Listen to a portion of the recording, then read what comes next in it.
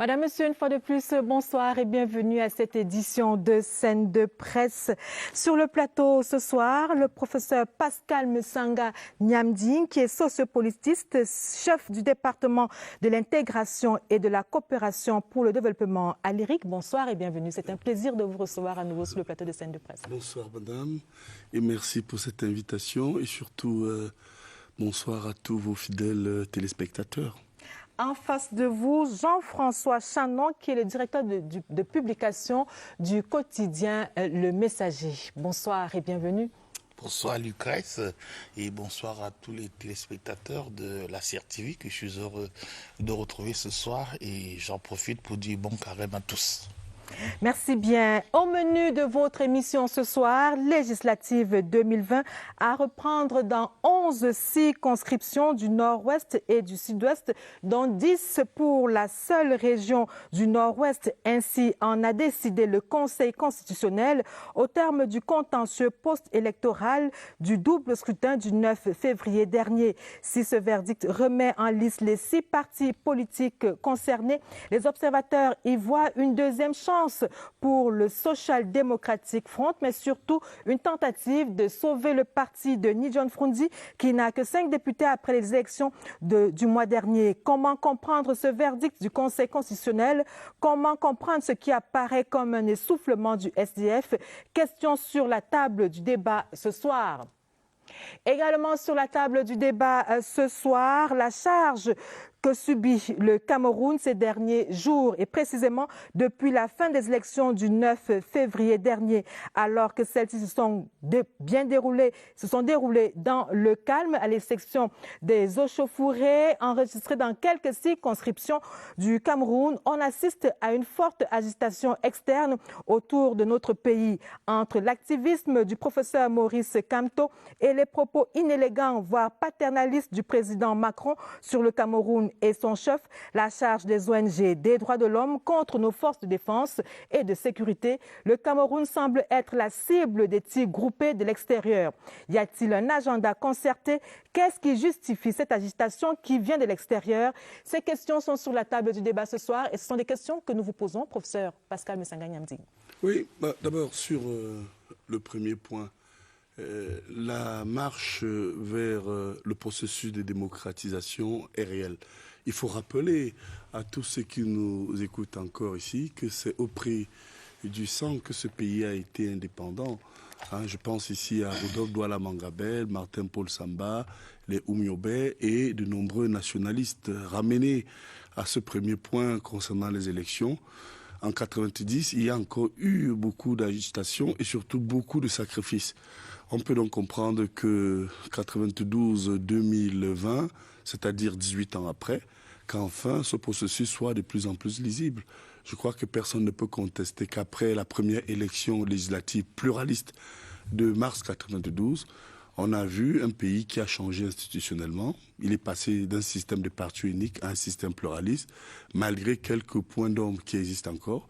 Moi, je crois que c'est plutôt une bonne chose. Le Cameroun a vraiment fait son petit bout de chemin. Jean-François Chanon, Maurice Kamto et par ricochet, le MRC s'est exclu du processus électoral, mais il a non seulement, lui, Maurice Kamto, appelé au boycott du double scrutin du 9 février dernier, mais il a fait une tournée en Occident. Selon vous, que cherche Maurice Kamto?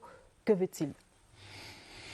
Vous pouvez lui poser la question à lui, Maurice Kamto. Je vous la pose à vous, vous êtes sur non, le plateau je et vous ne êtes suis journaliste. pas un militant du MRC. Je suis un directeur modeste de publication d'un quotidien qui a, à mon avis, 40 ans de dissidence en termes de construction de l'information, mais aussi de l'émancipation de notre peuple.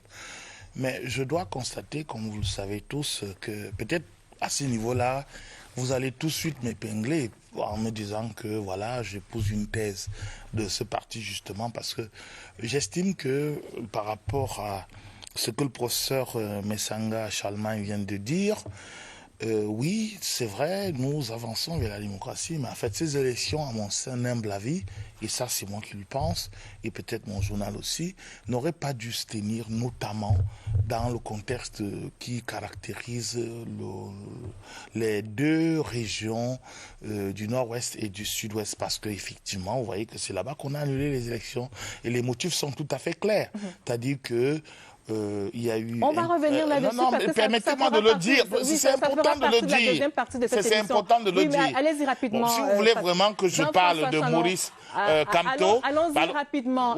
La question, c'est de savoir ce que cherche Maurice Kamto et ce qu'il veut obtenir. C'est ça la question. Première chose, si je m'en tiens à ce que j'ai retenu de mes correspondants en Europe, Maurice Kamto est sorti de prison où il n'aurait pas dû y aller. Simplement, puisque les faits nous donnent aujourd'hui raison, lui donne aujourd'hui raison. Les gens peuvent manifester devant l'ambassade de France sans qu'on les inquiète, sans qu'ils n'aient déclaré quoi que ce soit. Maurice Kamto a fait un meeting à Douala et qui n'était pas autorisé. Ouais, qui n'était pas autorisé. Donc d'autres le font aujourd'hui. Bon, alors après, il y a une sympathie de ces militants, de ces sympathisants qui étaient partout, qui ont soutenu et qui ont mis, et c'est le président Macron qui l'a dit, la pression sur le président Biya pour qu'il soit libéré. Je pense que si on est humain, sans être même politicien, on peut, la première fois qu'on va à l'étranger, on va quand même dire merci à tous ces gens. Vous savez aussi que c'est un avocat international. Parce que ce sont ces gens qui l'ont libéré? Ce n'est pas ça le sujet. Je vous précise, ce n'est pas ça le sujet. Je fais une analyse simpliste en se disant que si des gens... Vous dites simpliste? Oui, je dis simpliste, c'est-à-dire que c'est pas moi, je ne suis pas militant du MSC, je dis que si... il est peut-être allé dire merci à ceux qui ont manifesté pour qu'il soit libéré. Ceux qui lui ont tenu une certaine sympathie politique pour qu'il soit libéré. Et il lui fallut qu'il soit profondément ingrat pour... la première fois qu'il est à l'étranger, ne pas rencontrer ces gens-là qui lui sont favorables pour dire merci. Deuxième chose, vous savez bien qu'il est avocat international. Ce que j'ai aussi appris, c'est qu'il défend un pays frère et ami, notamment la Guinée équatoriale, dans un dossier assez important. Et qui a perdu son procès? C'est pas ça le sujet. Il est parti, justement. C'est une information. Non, attendez, si vous faites des questions tendancieuses... Non, ce n'est pas une question... Ça n'engage que vous. C'est-à-dire que, je dis simplement, il est parti aussi parce qu'il était avocat dans ce dossier-là. Deuxième chose, qu'on peut le dire, on connaît tout le parcours qu'il a réalisé. Il est parti parce qu'il a rencontré des hauts responsables au département d'État. Il a rencontré d'autres compatriotes au Canada. Il a rencontré d'autres compatriotes ailleurs. Donc, que cherche-t-il donc? Posez-lui la question simplement. Moi, je fais l'analyse simplement. Il cherche ce qu'il veut et c'est un homme politique et je ne suis pas sûr que ce soit un péché. Alors, professeur Pascal Messangani-Amdine, est-ce en Occident que Maurice Kamto peut obtenir ce qu'il veut, ce qu'il n'a pas pu obtenir par les urnes au Cameroun, c'est-à-dire le pouvoir? Oui, moi d'abord, Shannon, qui est un ami, me surprend. Il dit des choses graves. Vous savez, nous sommes à Mon Dieu Vision et je le connais assez éclairé. Sur 3 points d'abord. Monsieur Kamto est allé aux élections présidentielles qu'il a perdues. Il s'est autoproclamé vainqueur. Il faut rappeler à ceux qui nous écoutent que le Conseil constitutionnel, après Elecam, a reçu 28 candidatures. Et sur les 28 candidatures, Elecam en a retenu 9, avec celle du président de la République et celle du ministre Kamto. Et il faut rappeler que... Qu'est-ce que j'ai dit de grave? Je vous en prie, surtout ne me coupez pas. Non, Ce que vous avez dit de grave, c'est qu'il va injustement en prison. Il faut quand même que je vous explique. Peut-être que vous manquez d'éléments. Je crois que vous êtes un excellent journaliste. Je suis en train de dire... Soufflez de ne pas me couper. Sinon, vous allez rendre ce débat désagréable. Rendons-le. Alors, très bien. Alors, je voudrais donc... Vous me dites que j'ai dit quelque chose de grave, oui, je n'ai pas le droit de vous reprendre? Non, je pense que vous n'avez pas le droit de me reprendre parce que vous avez dit des choses inexactes. Je voudrais vous démontrer techniquement et juridiquement Alors, vous voulez expliquer pourquoi il méritait d'aller en prison? Il devait aller en prison. Pourquoi? D'abord parce que, après la proclamation des résultats, il s'autoproclame vainqueur. C'était pas Juste avant. quelques heures après. C'était pas avant. Bien. Si vous Juste savez très bien. juste quelques heures après Non, l'élection. non, peut-être qu'il vous manque Monsieur Chanon, la chronologie des faits. Monsieur C'est-à-dire Chanon, que c'est au lendemain du scrutin progressivement, que M. ne me Camto prêtez le pas- professeur Camto dit. Non, je vous Ne me- rappelle, peut-être que vous vous- avez non, perdu non, la vous n'avez mémoire. rien à me rappeler. Vous avez perdu la mémoire, Monsieur- certainement. monsieur- C'est-à-dire que monsieur, au pourquoi il est premier, agressif? c'est-à-dire c'est au lendemain du déroulement du scrutin. Pourquoi vous êtes mal à avant- l'aise? Je suis pas mal à C'est l'aise. désagréable quand Mais vous je vous coupez rappelle comme ça. juste quelque chose qui est- Soufflez, qui- mais Est-ce que vous écoutez, pouvez permettre, est-ce que vous pouvez me qu'il permettre de agisse parler? au bout? Attends, il dit que c'est au Soufflez. lendemain de la proclamation des résultats que Mais vous monsieur com- Otto, monsieur vous ne le professeur comprenez pas, Camto vous ne comprenez s'auto-proclame je président. C'est m'abstiens. faux. Si Vous savez n'étiez- très bien que c'est Si faux. vous n'étiez pas un journaliste de renom, j'aurais dit que je vous aurais renvoyé à la langue française, à l'effet de vous expliquer ce que c'est que Mais apprenez-moi la langue française. un langage figuré. Apprenez-moi la langue Alors je française. dis bien au lendemain, il s'autoproclame, et puis finalement il saisit l'Union africaine, et cette Union africaine exige à Mais M. vous avez dit Camto au les preuves. lendemain de la proclamation. C'est figuré. Ah, Vous avez été quand même, vous avez fait un peu de français. Mais attends, oui, je l'ai Alors, fait. je Vous savez voudrais très donc bien que continuer. Ce Monsieur que vous avez Chanon, dit, vous êtes Monsieur coincé. Chanon, bah, Jean-François Chanon, est-ce que vous pouvez mais dis donc, vous Je êtes lui très donne la courtois. parole. Je vous Non, reconnais c'est pas pas. vous qui lui donnez la parole, c'est moi qui passe Je la suis parole. sur surpris. votre- Et Pourquoi c'est lui vous êtes qui a la parole. agressif? Je vous Allez-y, écoute, professeur. professeur Yamdi. Allez-y. Alors, ce qui peut être choquant, Charlemagne. ce qui peut être choquant et vraiment choquant, nous avons les lois. Je vous renvoie visiter les lois de 90. Je vais même dans l'article 8, alinéa 2, où effectivement, c'est l'autorité, effectivement, peut vous accorder l'autorisation de marche et vous la retirer. Alors moi, ce qui me choque, deuxième point, pour vous le rappeler, vous dites oui, on peut autoriser une marche à un parti et ne pas l'autoriser pour un autre. Je vous rappelle qu'il est rentré, il y a eu une marche spontanée. Et je voudrais dire, la même marche spontanée s'est opérée à l'ambassade de France. Mais ce que vous ne voulez pas dire, et peut-être que vous ne comprenez pas du tout, j'en suis persuadé, il y a la Convention de Vienne de 61. Le droit de protection est imposé aux pays hôtes, dont le Cameroun, contrairement à ce qu'on a connu en France, avait pour mission et obligation de protéger les locaux de l'ambassade de France. Mais ce n'est pas ça le problème. Est-ce que c'est le sujet? Maintenant, qu'est-ce qu'il veut? Pourquoi Qu'est-ce vous dites qu'il que je veut? comprends? Est-ce Vous avez que été c'est le incapable de sujet? répondre. Est-ce que c'est Vous le avez sujet? été incapable de répondre. Est-ce que c'est le vous sujet? Avez, je vais donc vous dire. On ne parle pas d'ambassade pour l'instant. On ne parle pas d'ambassade. Il y a une question qui vous a été... vous vociférez. On va être un peu désagréable maintenant, si vous voulez. C'est pas parce que vous, c'est pas parce que vous vociférez. Non, c'est pas parce que. Écoutez, soyez désagréable. Vous faites de la comédie. Soyez désagréable. Madame, il faut Soyez un peu le désagréable. museler. À un moment donné, je vais demander qu'on vous muselle. On ne muselle personne Oui, sur je ce le dis plateau. On ne maintenant. muselle personne sur ce plateau. Allez-y, vous avez la Si vous parole. voulez que je monte un point dessus, on va le faire. Professeur, allons-y Alors, je voudrais rapidement. chuter en rappelant à ce monsieur qui veut perturber le débat, je voudrais lui dire ici que qu'est-ce qu'il veut? Vous n'avez pas été capable de répondre. Alors, allez-y, moi, je qu'est-ce vais que vous dire dites? à l'opinion ce qu'il veut. Qu'est-ce que vous pensez Lorsque qu'il vous veut? avez perdu une élection présidentielle, vous refusez d'aller à une élection législative, vous refusez d'aller à une élection locale, qu'est-ce qui vous reste? C'est la rue, c'est l'insurrection, c'est le coup de force. Je crois qu'il faut être clair et prévenir. Vous pensez que c'est ce chemin-là que le professeur Maurice Camto a décidé d'emprunter? Du point de vue analytique, mais écoutez, le MRC c'est terminé du point de vue institutionnel. Lorsque vous n'allez pas aux élections législatives, vous mobilisez, on a vu certains militants, je pense ici à Célestin Diamètre et bien d'autres, être ahuris. Ne pas comprendre pourquoi le parti qui a suscité un certain espoir n'est pas allé aux élections. Qu'est-ce qui vous reste du point de vue de la sociologie politique? C'est la rue. Il faut donc clairement dire à l'opinion nationale et internationale qu'il y a donc des connexions qui se préparent. Et dernier point, quand vous dites à M. Chanon, alors qu'est-ce qu'il va chercher? Il allait chercher quoi? Un soutien évident pour déstabiliser ce régime. Mais je voudrais vous dire, M. Chanon, ça ne marchera pas. Alors, parce que le Cameroun est un État souverain. Professeur, on a vu les images du meeting. On a vu les images.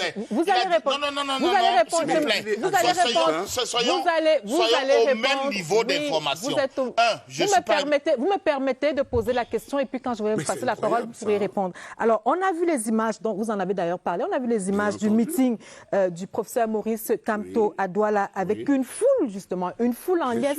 Qu'est-ce que ces images vous suggèrent comme commentaire? D'abord, il faut techniquement dire qu'il s'agit d'une marche spontanée. Et on a maintenant la preuve que... Elle n'était pas si spontanée que ça, elle était organisée, elle était annoncée la veille. Donc, quand on dit spontané... Le soir où il est arrivé au Cameroun, on a annoncé cette rencontre avec ses militants. Alors, je dis spontané, vous avez tout à fait raison, madame, mais spontané du point de vue pratique, du point de vue de la sociologie politique, parce qu'au départ, il n'y a pas eu de déclaration, il n'y a pas eu d'autorisation. Et on peut dire aussi qu'à une marche spontanée, il y a eu une autre marche spontanée, avec ces une marche qui a été bien encadrée par, la police. Alors moi, je crois que c'était de la provocation. C'était de la provocation. Tout simplement partout dans le monde, y compris en France. Qu'est-ce que vous considérez comme provocation, le meeting ou bien les propos qui ont été tenus durant ce meeting? Les propos étaient très graves, madame. Et aussi, il faut déjà rappeler que la sortie du ministre Kamto, qui n'a pas été capable d'apporter les preuves de sa victoire, et qui perpétue et qui continue à entretenir le secret espoir qui va prendre le pouvoir, mais écoutez, nous sommes en droit de nous poser la question, comment va-t-il faire? Quand tu soutiens la guerre au Nozo, une guerre où, effectivement, notre pays, et je termine là-dessus, est victime d'une amputation d'une partie de son territoire, nous sommes en droit de nous poser la question, et surtout, et je vais le dire ici, et moi j'avise, si M. Kamto continue, je vous promets, M. Chanon, il se retrouvera encore en prison. Professeur Pascal Messanga-Niamdine, on vous a entendu. Permettez maintenant que nous écoutions... Je ne le couperai pas. Jean-François Chanon, qui voudrait revenir sur certains propos que vous avez tenus avant que moi je ne lui pose la question sur les images de Douala se rapportant au meeting du professeur Kamto. Merci, Lucrèce. Je voudrais dire simplement et très humblement professeur Charlemagne Messanga-Niamdine que je ne suis pas un militant du MRC. Ça, c'est d'un. De deux, et je vous donnais peut-être la pertinence de mon propos. Vous auriez dû inviter à ma place un militant du MRC qui ferait face à face à lui. Nous avons choisi. Moi, vous m'avez choisi justement pour rappeler les faits. Et je lui ai rappelé qu'il s'est trompé en disant que M. Kamto s'est autoproclamé après la proclamation officielle des résultats par le Conseil constitutionnel. C'est faux. Donc, dans ses archives, il doit revoir ses notes. C'est arrivé, ce qu'il peut appeler proclamation. Monsieur a revendiqué une victoire. Ça, c'est comme ça. Ce sont des faits. Et deuxièmement, maintenant... Il a revendiqué sa victoire. Non, attendez. Juste pour qu'on précise.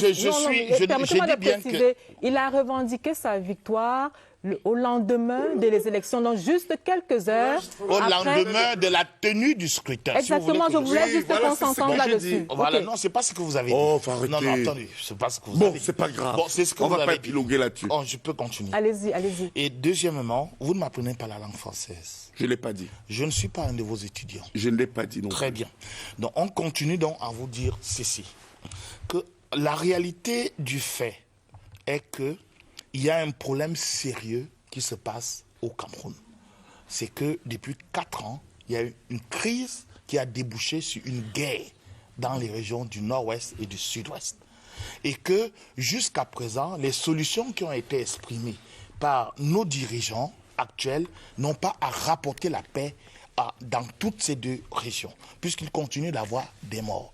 Et au moment où nous parlons, vous vous rendrez bien compte que notre pays est désormais stigmatisé non seulement par les organisations internationales qui parlent des droits de l'homme, et il y a tout un imbroglio, le gouvernement dit ceci et les organisations disent cela.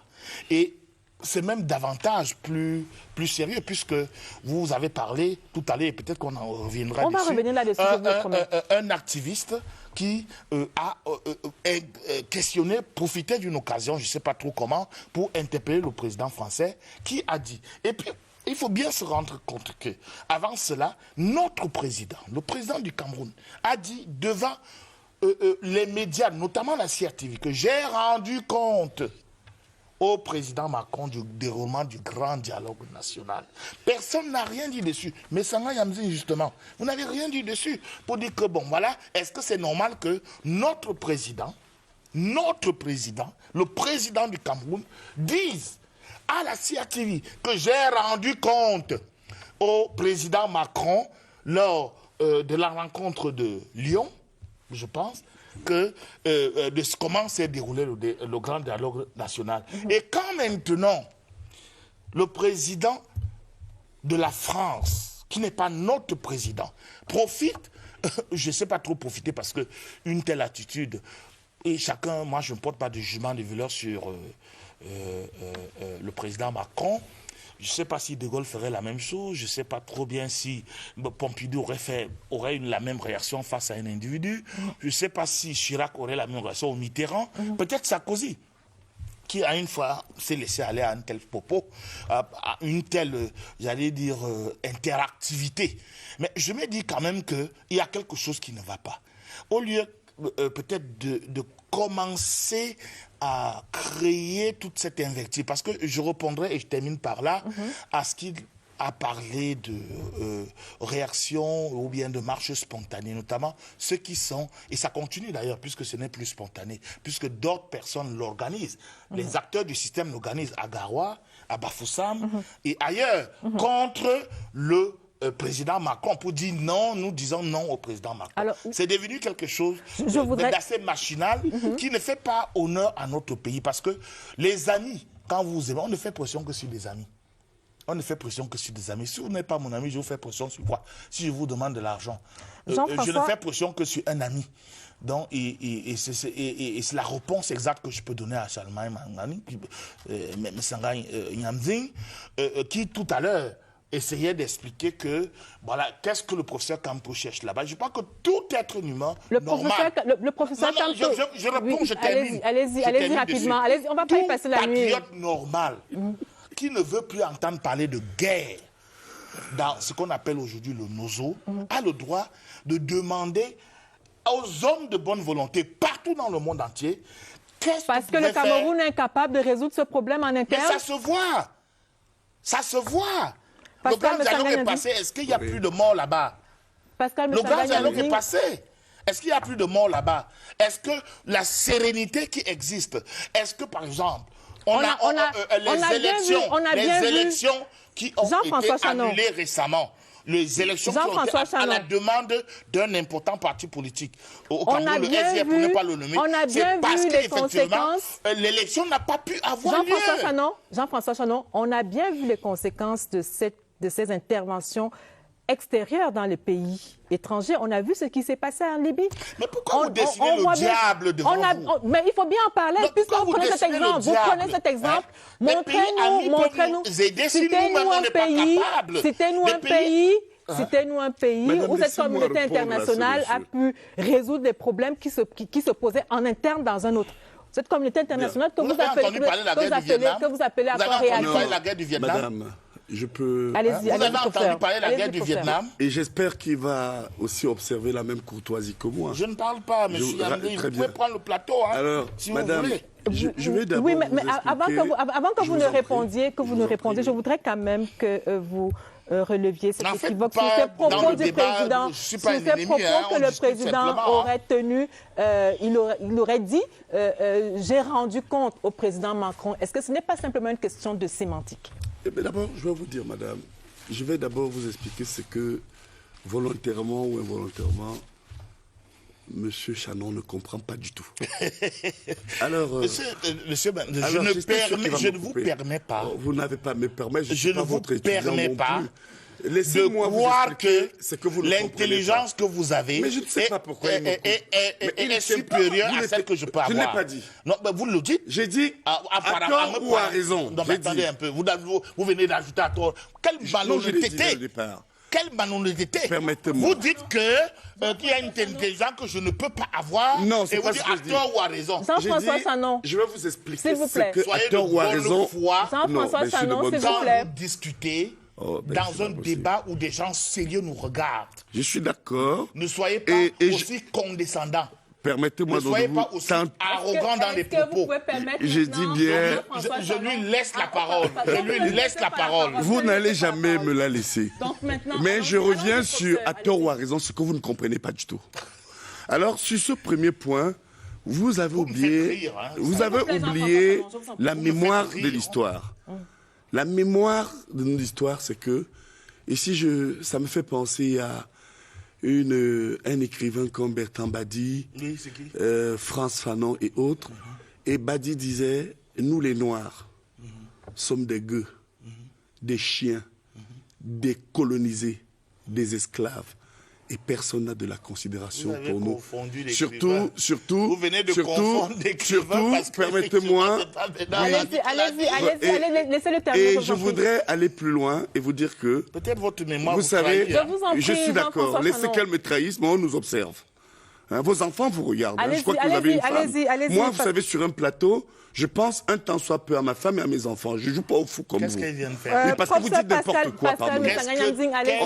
Vous ne tenez pas. Et mes enfants, Oui, mais est-ce là que vous êtes un grand comique et que vous ne vous prenez pas au sérieux sur un plateau? Allons-y, monsieur. Bon, alors, à partir de là, madame, pour vous expliquer cette sémantique de rendre compte, mais le président Paul Biya, qui est d'ailleurs pour moi mon maître politique, apparaît plus que jamais comme un prophète. Il savait qu'un jour, parce qu'on n'a pas de considération pour les Noirs, parce que l'Occident a violé ce qu'on appelle les usages diplomatiques.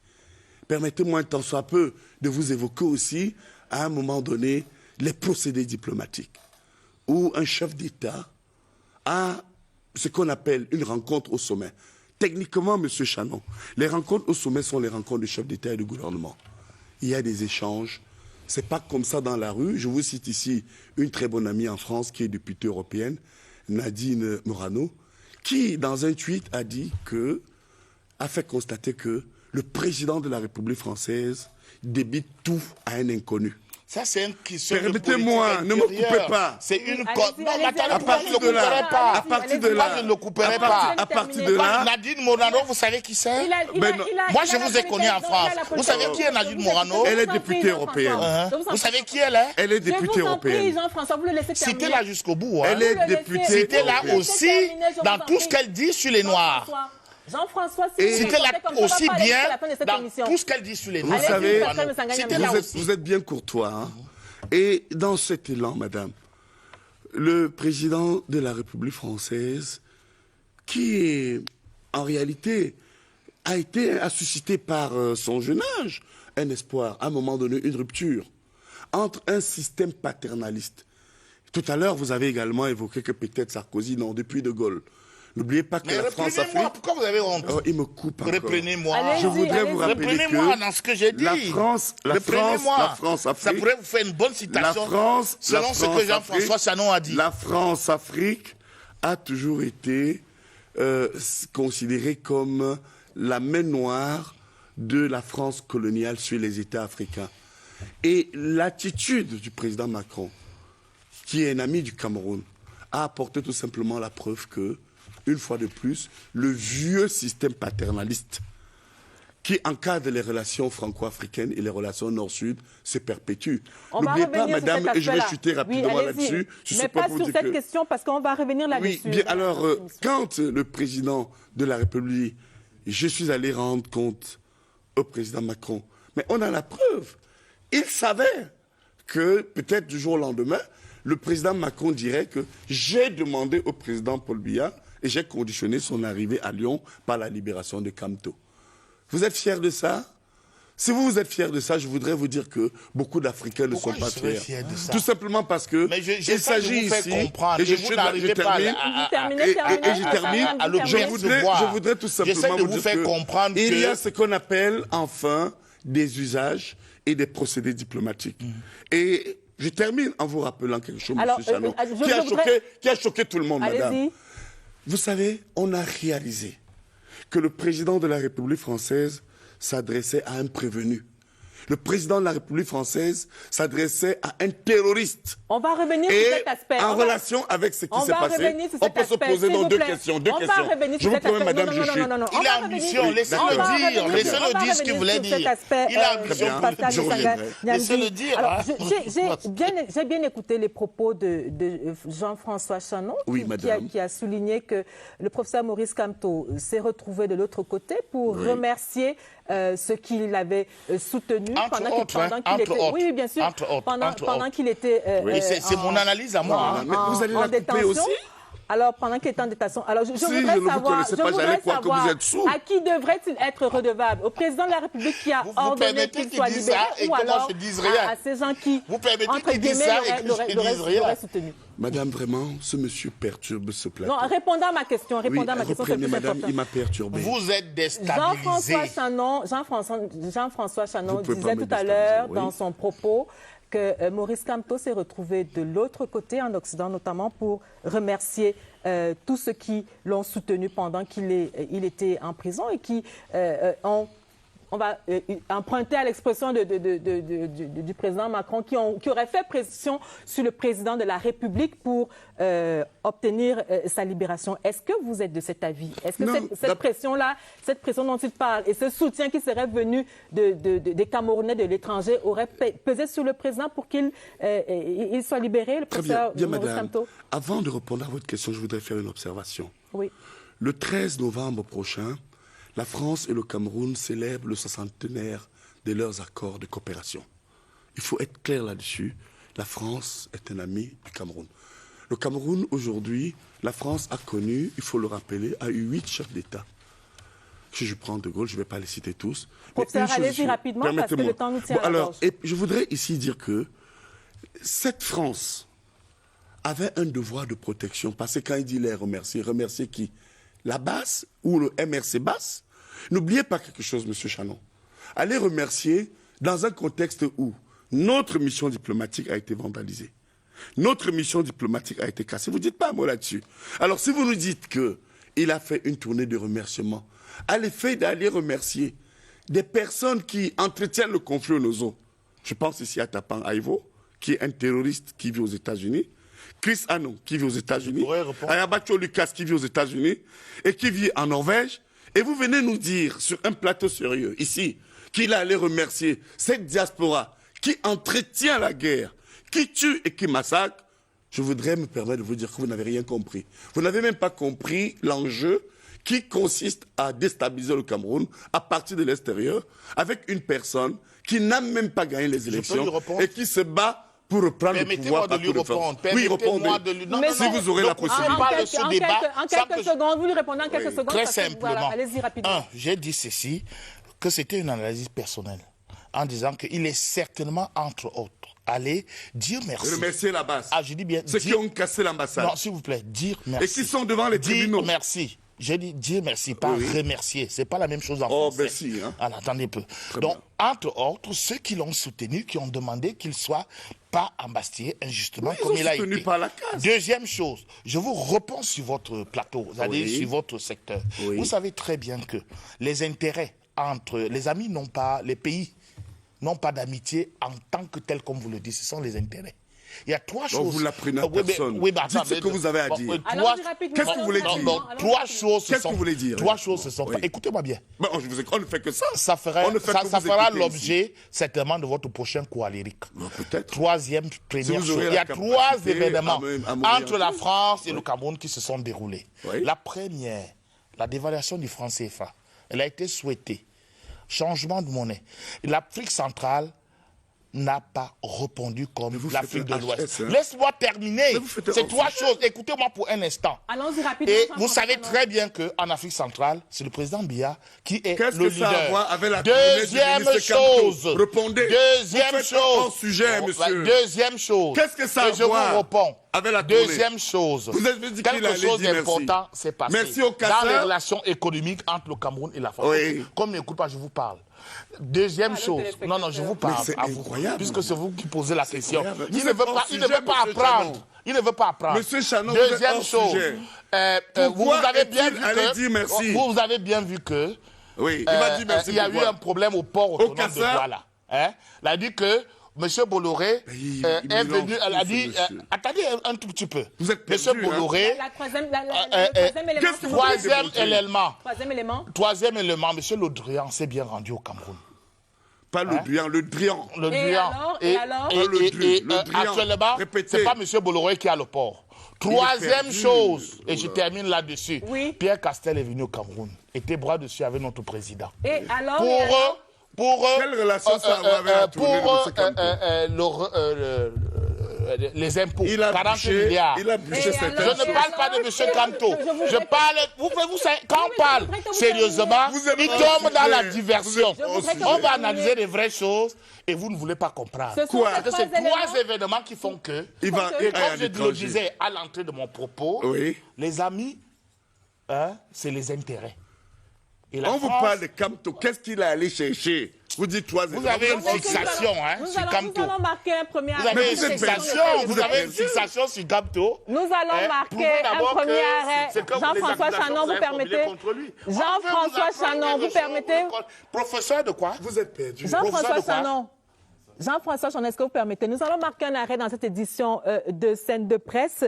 Après le drame de Ngarbou survenu le 14 février dernier, des ONG, notamment Human Rights Watch, a rédigé un rapport sur le Cameroun, rapport sur lequel il incriminait les forces armées camerounaises, les forces de défense et de sécurité du Cameroun. La question que nous avons posée aux journalistes est celle de savoir ce que cherchent les ONG au Cameroun, sachant que ce n'est pas le premier rapport qui est rédigé sur le Cameroun. Et nous les écoutons dans la rubrique édito.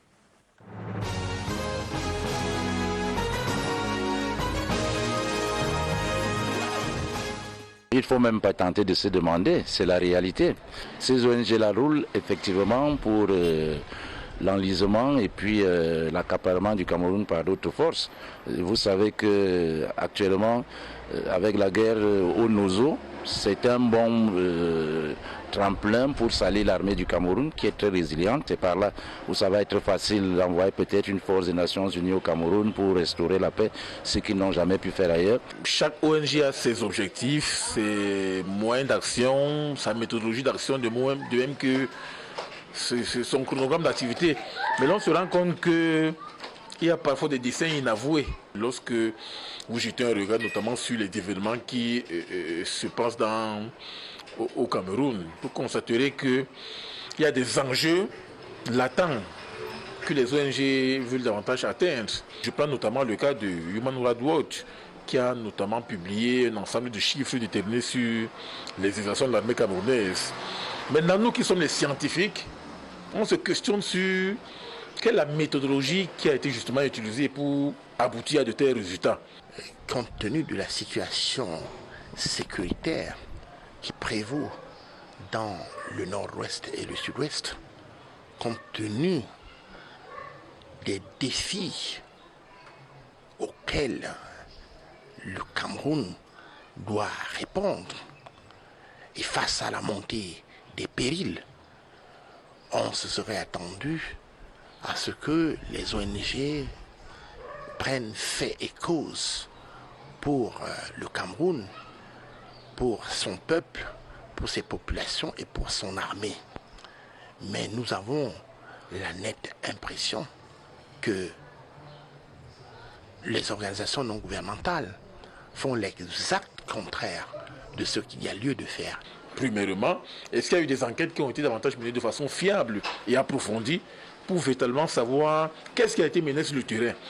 Parce que se préoccuper davantage de focaliser l'attention sur les vidéos ou bien sur les scènes qui ont été davantage faites par rapport à tel ou bien à tel autre. Lorsque vous faites preuve de la confrontation entre le rapport qu'a fait le gouvernement camerounais cette semaine et le rapport de l'ONG, vous constaterez qu'il n'y a pas un ensemble d'indicateurs fiables et traçables vous permet davantage de savoir véritablement qu'est-ce qui a été mené comme enquête sur le terrain, de manière à savoir que voici le nombre de morts, voici tel qui a tué, ou bien voici tel qui a mené telle action sur le terrain.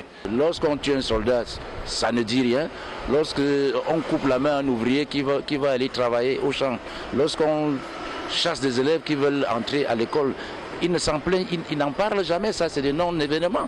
Et le comble, c'est de dire qu'aujourd'hui que les Mbororo sont la milice civile des forces armées camerounaises, alors que les Mbororo sont les premières victimes, c'est les premiers occupants de cette partie du pays, qui sont victimes tout le temps de pillages, d'exactions, de vols de bétail. Mais tout ça, ce n'est rien pour eux, alors on invente. Lorsque nous observons l'acharnement avec lequel ils traitent les dossiers du Cameroun, on se demande effectivement pour qui roule-t-il. La réponse est simple.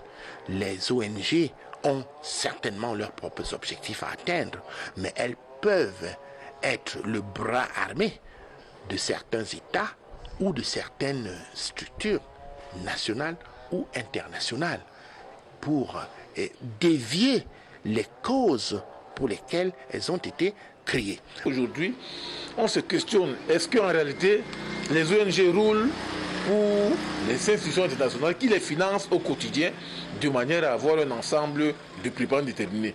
Est-ce que les ONG sont des actions de déstabilisation d'un ensemble d'institutions de la République? Ces ONG-là savent effectivement pour qui elles roulent. Elles transforment les bourreaux en victimes et c'est ça le comble.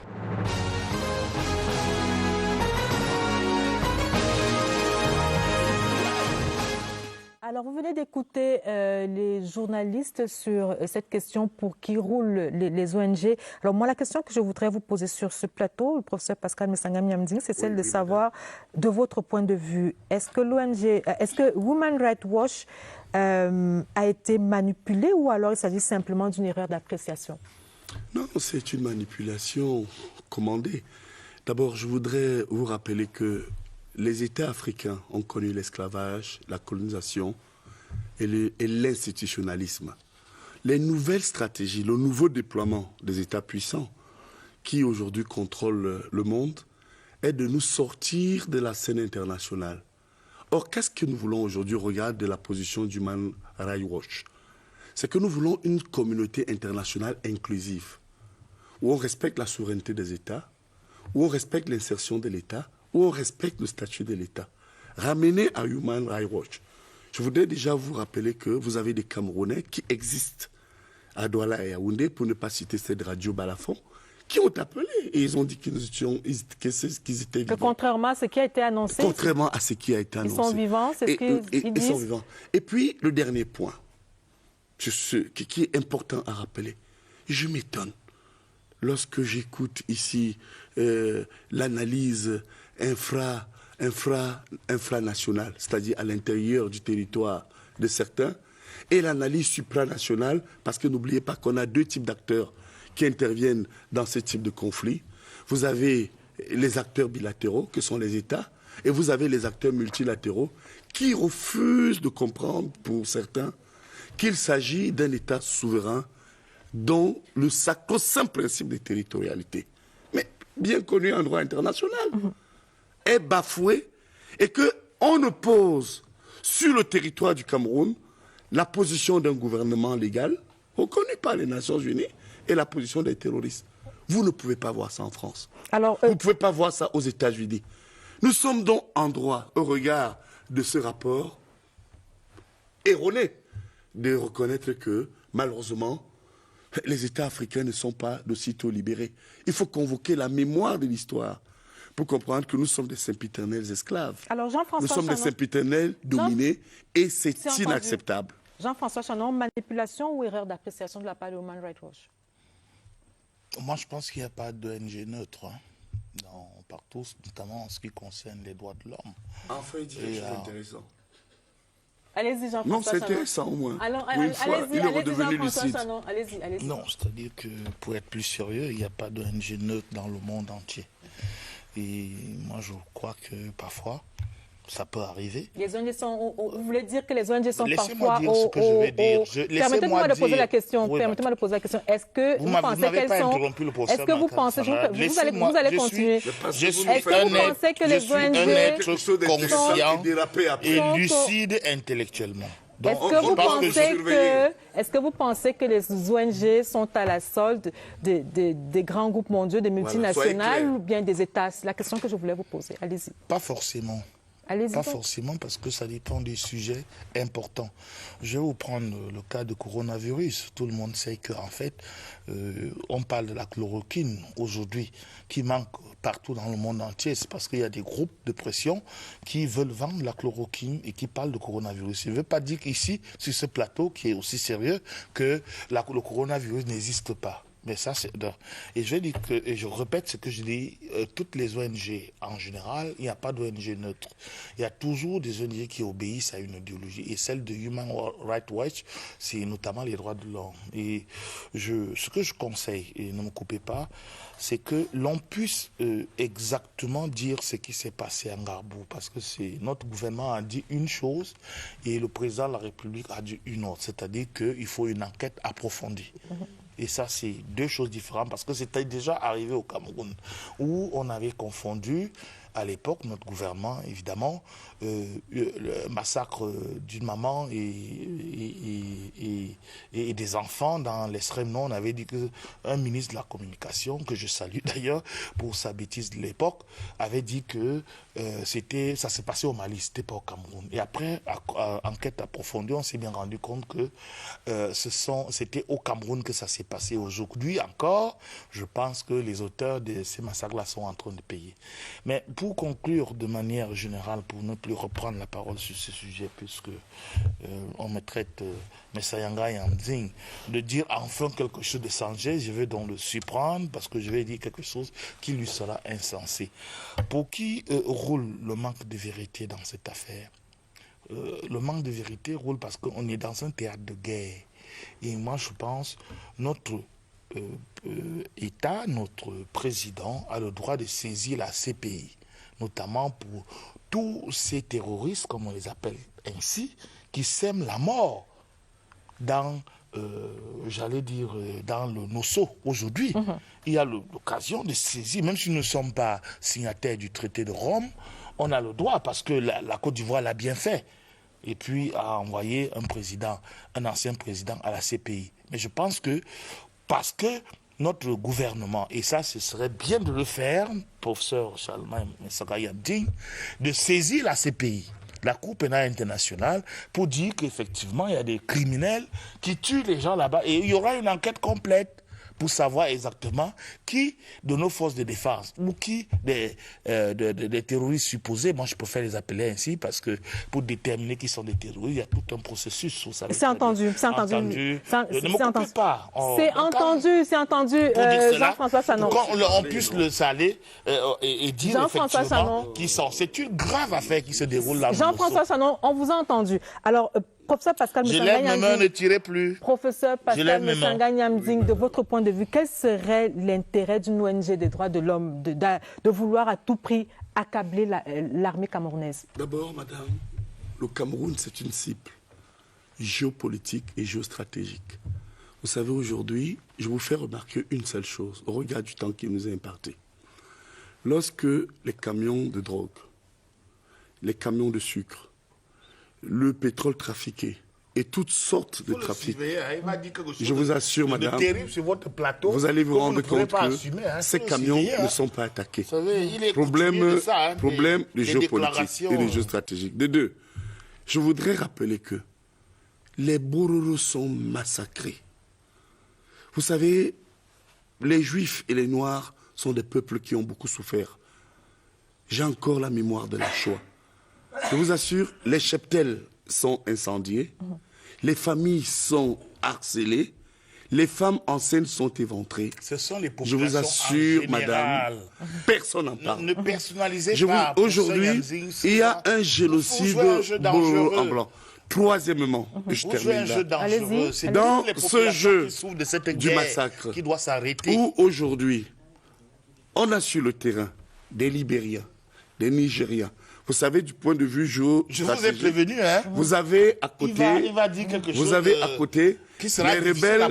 rebelles, les anciens rebelles du delta du Niger, et tous ceux qui menaient les anciens combattants qui ont ici occupé notre espace, et on peut s'étonner d'une seule chose. Pourquoi? Et là, je voudrais citer le chef de l'État. La communauté internationale ne rapatrie pas ces gens qui financent et qui entretient cela. Est-ce que vous validez Oui. la thèse du complot contre le Cameroun? Ce serait donc un complot de qui, en faveur de qui ou de quoi? Madame, les uns et les autres vous ont dit il y a plus d'un titre que le président Paul Biya devait partir. Et ces mêmes ne voulaient pas l'élection présidentielle. Ces mêmes n'ont pas voulu les élections législatives et aussi, il faut le rappeler, est local. Alors nous sommes techniquement, là je convoque la technique de la science politique. Comment voudriez-vous qu'ils partent si on ne va pas aux élections? Le président Paul Biya a tendu la main. Il a demandé à tous ceux qui étaient dans la forêt de sortir. Certains sont sortis. Avec un accord inclusif, il y a eu le grand dialogue national. Oui, où nous avons reçu des personnalités comme Monseigneur Toumi et bien d'autres que je ne peux pas citer ici. On peut exactement, et nous sommes en droit de nous poser la question, pourquoi notre pays, mon pays, qui est attaqué par des terroristes, aujourd'hui, quand vous lisez ces rapports, et je termine là-dessus, la première ligne, Shannon a des meilleurs yeux que moi. Ils disent les forces gouvernementales. Donc vous validez Ils ne parlent même pas de forces armées. Donc vous validez la théorie du complot. Entretenu par certains compatriotes avides de pouvoir, à qui je vais dire quelque chose aujourd'hui. Il va revenir à Kamto. Hein. À qui je vais dire quelque chose. Il va revenir à Kamto. À qui je vais dire quelque chose. Les Camerounais, notre peuple est un peuple patriotique.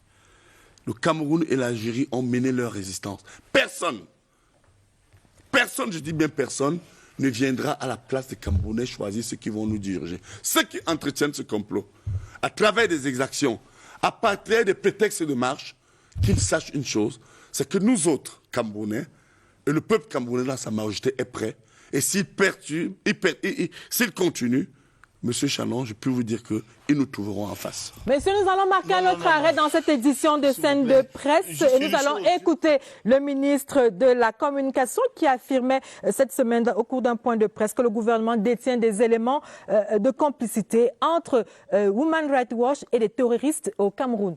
Nous l'écoutons.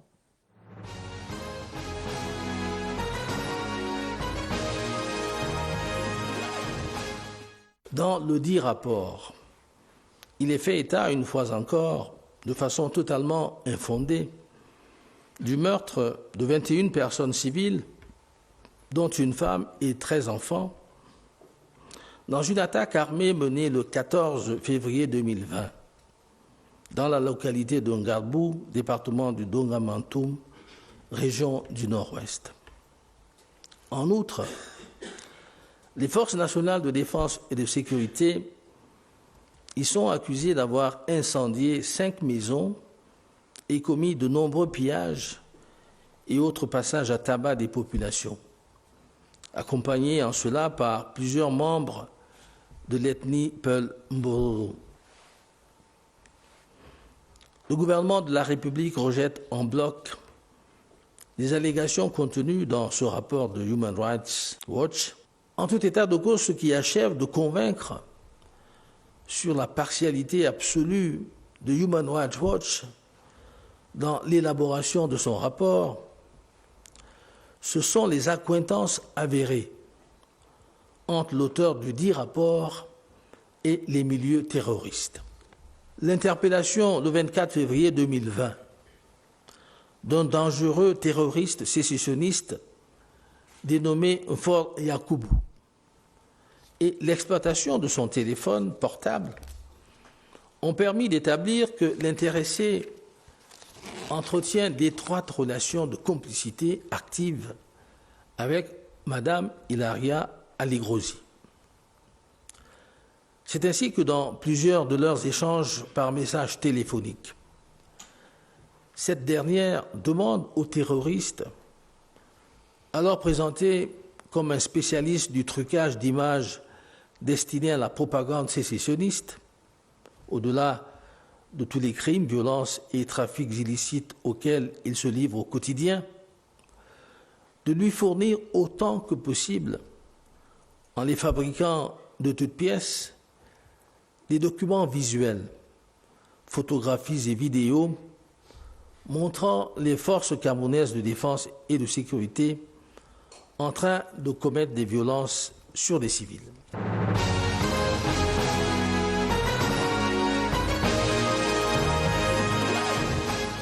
Jean-François Shannon, vous avez écouté le ministre de la Communication qui relève là des faits plutôt graves de complicité entre Women Rights Watch et les terroristes qui opèrent, qui sèment la zizanie, la peur, la mort dans les régions du Nord-Ouest et du Sud-Ouest. Je crois au ministre de la Communication. Je crois à ce qu'il a dit. Moi, n'ai pas les preuves du contraire par rapport à toutes ces déclarations. Je souhaite simplement qu'il ne soit pas démenti par rapport à cela, parce que si tel est ce qu'il dit et ce qu'il est vrai, je suis très mal à l'aise de commenter ça, parce que c'est d'abord mon grand frère, et ce n'est pas parce que c'est mon grand frère que je ne donnerai pas mon point de vue. Je ne voudrais pas que demain, on dise le contraire de ce qu'il a dit, et ça ne l'aidera pas. Alors, moi, je crois à ce qu'il a dit, et je trouve que c'est très grave que Human Rights Watch, qui est quand même une ONG qu'on partout on respecte dans le monde, pour un passé récent ou lointain, ait pu fabriquer un rapport sur la base, je dis fabriquer, comme le ministre l'a dit tout à l'heure. Donc, je voudrais vraiment lui donner le crédit de sa parole.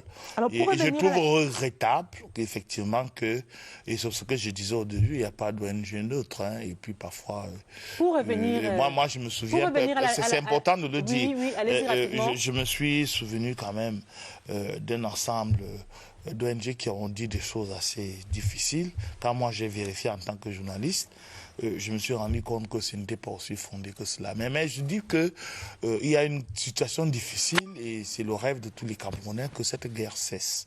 Elle doit cesser. Pour revenir à la thèse du complot qu'évoquait le professeur Pascal Messanga Nyamdi tout à l'heure, est-ce que vous pensez que la France, à travers les propos de son président, est dans le camp de ces comploteurs-là contre le Cameroun?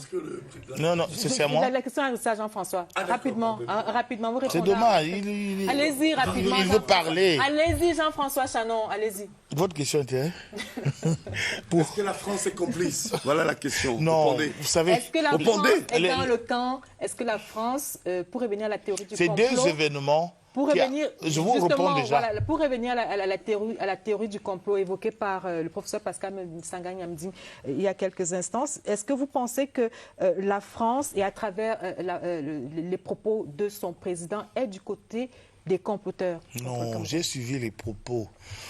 Je l'ai trouvé sur les réseaux sociaux comme tant d'autres compatriotes, hein, et que j'ai analysé. Je me suis dit, bon, moi, je n'ai pas trouvé vraiment quelque chose d'aussi méchant que cela, en dehors du fait que quelque chose d'assez maladroit, ce paternalisme qui dit que j'ai dit, je vais faire la pression, etc., etc. Non, pourquoi la France elle a tellement d'intérêt? Jusqu'à présent, je crois, c'est le premier partenaire économique du Cameroun, hein, traditionnel, je le dis. Vous avez quand même évoqué un certain nombre de... Mais ce que on ne m'a pas laissé analyser. Pourquoi vous révoquez ça maintenant, Lucrèce? Quand j'ai voulu analyser, le propre des petits esprits, c'est que quand on va analyser, il tombe dans la diversion. Et c'est ça, je n'ai pas dit que vous êtes petit esprit. Hein. Bon, moi, ça me dérange pas. Ouais, c'est ça, parce que je vous ai dit que dans les relations entre la France, il y a eu 3 événements terribles, et que je peux rappeler rapidement. Le premier événement, c'est la dévaluation du franc CFA. Elle a été souhaitée par la France, et les faits ne me trompent pas aujourd'hui. Le changement de la monnaie, d'une manière ou d'une autre, l'Afrique de l'Ouest a accepté, l'Afrique centrale ne l'a pas accepté. Et tout le monde sait que l'Afrique centrale, c'est le président Biya. C'est lui qui pèse en Afrique centrale, et personne ne dirait le contraire. Et deuxième événement, il y a eu quand même l'affaire du port autonome de Douala. Et on a vu le ministre Le Drian venir au Cameroun, et tous les médias, je suis menti à cela, on dit bien qu'il était question de cela, parce que c'est les intérêts de la France. Troisième élément, vous aviez un troisième élément. La réception a été bonne, mais aujourd'hui, on voit bien que Bolloré n'a pas le port de Douala. Troisième élément. Troisième élément, et pas des moindres, Pierre Castel est venu au Cameroun, parce qu'on lui a dit qu'il y avait 40 milliards à payer. Et 40 milliards d'impôts à payer. Fondé ou non fondé, en tout cas, le chiffre a été avancé. Mais ça n'a pas changé. Le redressement est en cours et toujours. Et là, les Français qui ont leurs intérêts au Cameroun se disent que, mais attendez, c'est nos amis ou c'est pas nos amis? Et c'est ça que je dis que la sortie du président Macron n'est pas gratuite du tout. On va dire que c'est inélégant, c'est les rapports de force qui existent. Et ça, le professeur Messanga Nyamdi sait très bien de quoi je parle à ce moment donné. C'est exprès de dire que j'ai fait pression sur le président Biya pour que le professeur Kamto sorte, ce qui est vrai, puisque ça n'a pas été démenti officiellement. Deuxièmement, je vais mettre la pression sur le président Biya. Je vais l'appeler la semaine prochaine. Personne ne nous a dit si le coup de fil n'a pas eu lieu ou pas, pour que cesse cette guerre. Mais voilà, je me dis que ces rapports, et maintenant soupçonner la France de scier la branche sur laquelle, parce que vous savez quand même que si nous retirons en Afrique centrale et dans beaucoup d'États, et le professeur Yangui va vous l'expliquer mieux que moi, si nous étirons nos avoirs à la Banque de France, ben, les Français ne seront pas grand-chose.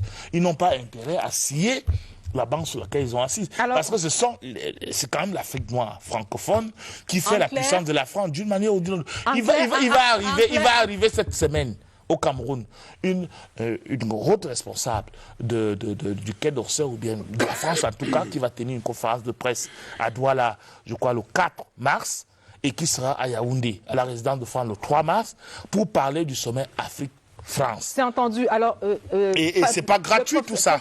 Professeur Pascal Messanga-Niam dit, Oui. si j'ai bien compris, Jean-François Chanon, cet incident de Paris n'est pas à prendre à la légère. Au-delà des émotions, il faut pouvoir lire entre les livres, il faut pouvoir tirer toutes les leçons en cette phase délicate de l'histoire du Cameroun. Oui, madame, du point de vue des relations internationales, avec beaucoup de rigueur, il y a deux types de déterminants qui encadrent les relations entre l'Occident et singulièrement la France et l'Afrique.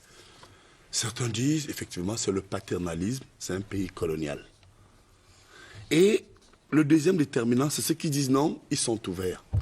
Mais lorsque vous voyez le processus de construction des relations entre la France et l'Afrique, vous vous dites quand même que le paternalisme demeure. Lorsque le président Mitterrand arrive au pouvoir le 10 mai 1981, il a ce mot. La France ne sera plus le gendarme de l'Afrique. On a vu l'opération Manta au Tchad, on a vu bien avant lui l'opération Balakou dans la République centrafricaine, initiée par M. Giscard. Mais lorsque vint, il faut le rappeler, entre autres, M. Sarkozy, mais je veux que Chanon se réveille. L'arche de Zoé, le président de la République française, parce qu'il avait affaire à des petits nègres, c'est normal. Il est allé chercher les otages qu'il voulait prendre. Et il les a ramenés en France, au vu au sud de tout le monde. Mais ce que j'ai dit, et bien avant. C'est bien ce que j'ai dit. Permettez-moi de... Oui, allez-y rapidement. Dans le cas de... On dit la même chose, professeur. Je vous rejoins. Allez-y rapidement. Vous dites que vous étiez devenu licite. Allez-y. Alors, sur ce dernier point, madame. Cet incident n'est pas à prendre à la légère. Cet incident rassure les Africains. Mais madame, pourquoi ça rassure? Et je termine là. Prenez toute la littérature africaine. Césaire, Fanon, Badi, Ferdinand Oyono, le vieux nègre et la médaille. Et puis, bien de... Mongobetti, bien entendu. Allez-y. Vous allez vous rendre compte d'une chose. 5 siècles de racisme français. La déconstruction mentale des Africains s'est opérée autour de ce que le blanc dit. Pour preuve. Il y a deux types de Camerounais aujourd'hui. Observez bien la scène nationale. Ceux qui disent, oui, on va aller dire aux ONG, oui, on va les accuser chez Macron, oui, on va aller. Qu'ils aillent. Il y a un qui est allé en Europe et qui est allé aux États-Unis. Il a oublié d'aller en Australie, en Chine et en Asie. Moi, je pense que c'est le paternalisme là qui demeure. Et pour terminer, madame, en vous remerciant parce que vous nous avez donné l'opportunité d'éclairer l'opinion, je continue à penser que tant que l'Occident ne comprendra pas que les Africains également peuvent s'émanciper. Tant que la scène internationale n'est pas inclusive, parce qu'il y a encore l'affaire du jeu des armes. Qui fournit les armes? Madame, je termine en vous disant Professeur, permettez-moi, madame, c'est important techniquement. En quelques secondes, s'il vous plaît. Vous savez, il y a eu l'embargo sur les diamants. Il y a eu l'embargo, à un moment donné, sur le pétrole libyen et ailleurs.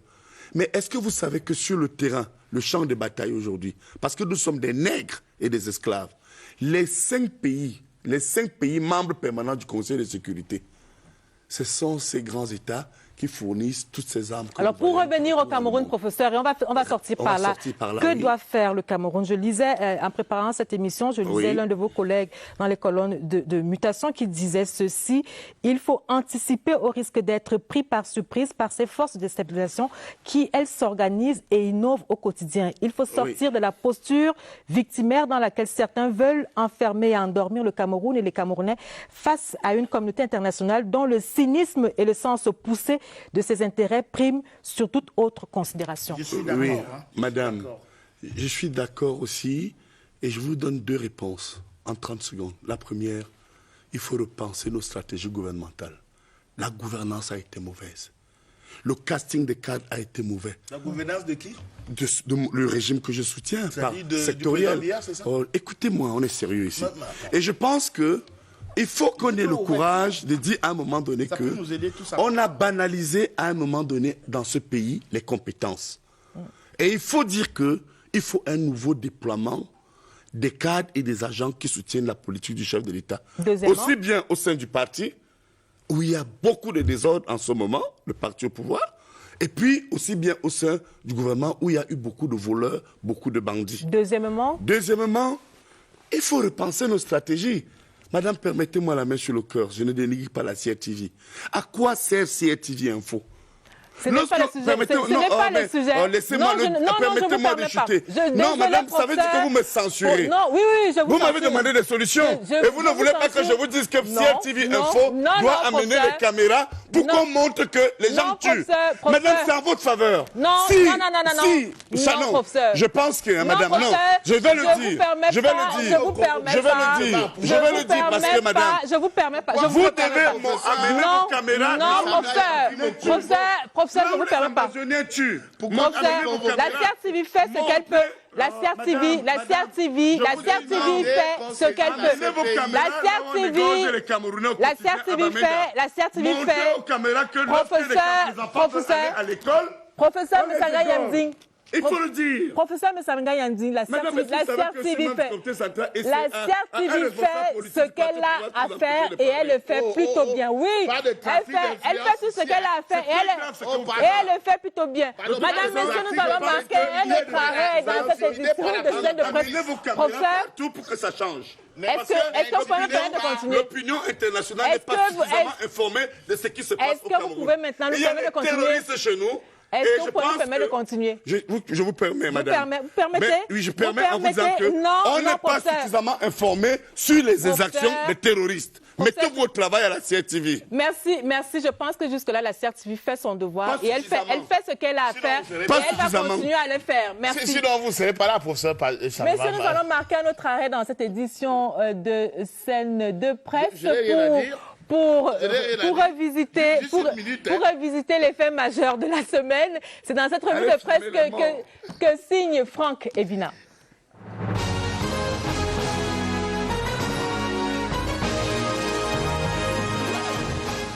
Élection municipale, le processus se poursuit.